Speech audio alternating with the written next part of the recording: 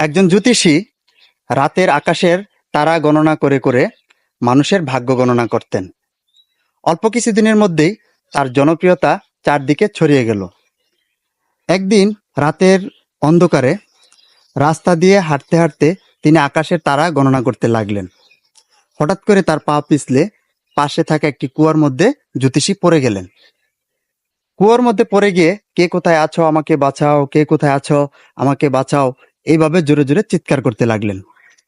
তার কান্নার আওয়াজ শুনে একজন পথিক এসে তাকে কুয়া থেকে উদ্ধার করলেন। তারপর তাকে প্রশ্ন করলেন, কিভাবে আপনি কুয়ায় পড়ে গেলেন?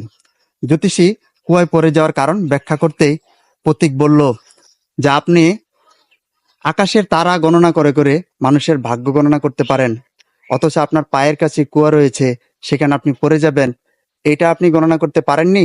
কি আজব বস্তু! আগে নিজের ঘর সামলান, তারপরে